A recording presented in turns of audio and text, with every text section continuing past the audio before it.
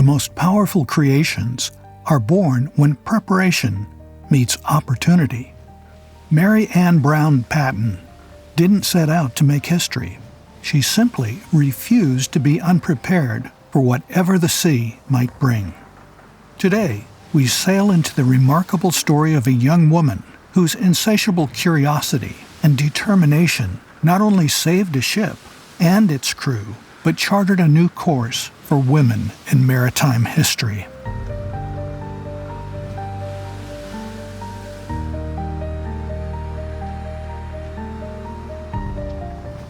The sea is a jealous mistress, sailors say. But Mary Ann Brown Patton knew better. The sea wasn't jealous, it was ravenous. And on this night in November 1856, it was hungrier than ever. "Hold fast," Mary Ann shouted over the howling gale, her knuckles white against the ship's wheel. Rain lashed her face as she scanned the horizon, searching for any break in the endless darkness. At 19 years old, 7 months pregnant, and with her husband unconscious below deck, Mary Ann wasn't just fighting for her life. She was fighting for the lives of 33 men who called her ma'am, but had begun looking at her with something that resembled respect. When Mary Ann married Captain Joshua Patton at 16, her father had warned her about clipper ships and the men who sailed them. "There's nothing romantic about the sea. It's just endless water, waiting to claim you." But Mary Ann saw something different when she looked at Joshua, a man whose eyes reflected the same vastness she felt inside herself. Unlike other captains' wives who waved at them from the shore, Mary Ann insisted on joining her husband at sea.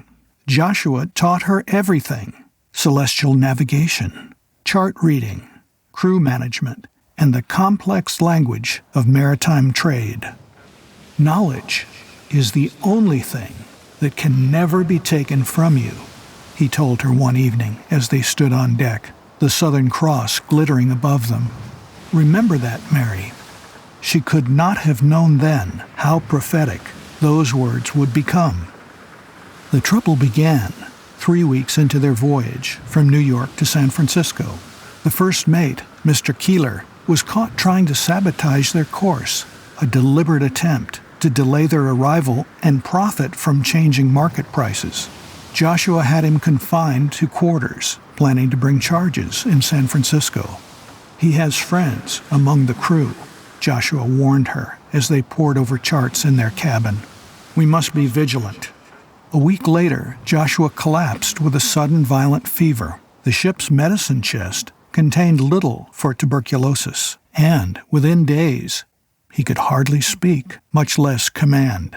The second mate, Mr. Harris, had neither the knowledge nor confidence to navigate Cape Horn, one of the most treacherous passages in the world.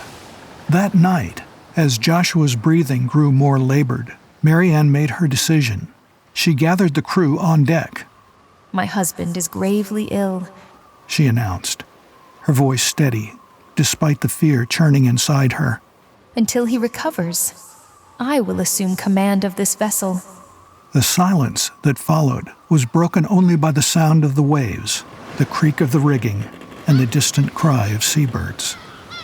"No disrespect, ma'am," one weathered sailor finally spoke, "but no woman has ever captained a merchant vessel.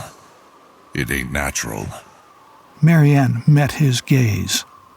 "And is it natural for 33 men to drift aimlessly until starvation or the sea claims them? Is it natural to surrender a ship worth over $150,000 and a cargo worth twice that because tradition says a woman cannot read a sextant?" She pointed to the dark horizon. "Cape Horn lies ahead. We either navigate it together or perish separately. The choice is yours." By dawn, she had the crew's tentative obedience. By the end of the week, as she had accurately predicted, a storm arrived.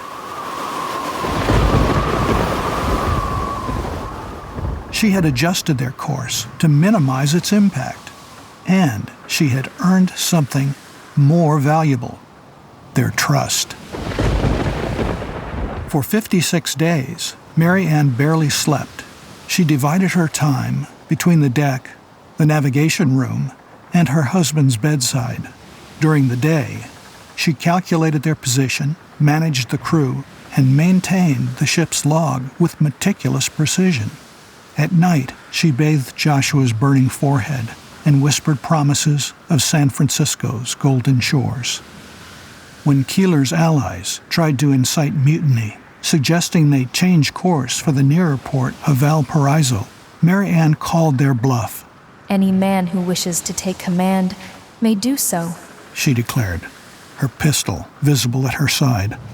but he should know that upon arrival, he will face charges of mutiny before a maritime court. I have documented every transgression in this book. The choice, gentlemen, is yours. No one stepped forward. The greatest test came during a hurricane off Cape Horn. For 3 days, the massive waves threatened to splinter the ship into 1,000 pieces. Mary Ann remained at the wheel for 22 hours straight, calling orders with a voice that somehow carried over the tempest. When exhaustion finally overtook her, she secured herself to the wheel with rope rather than relinquish control. The baby kicked today, She told the unconscious Joshua afterward. strong, like its father, fighting to be born into this world, just as we are fighting to survive it. On February 15, 1857, the Neptune's car sailed into San Francisco Bay. Word of the pregnant woman who had captained the clipper ship through Cape Horn had somehow preceded them, and crowds lined the docks, straining for a glimpse of the lady captain. Mary Ann, exhausted beyond measure, refused to leave the wheel until proper docking procedures were complete.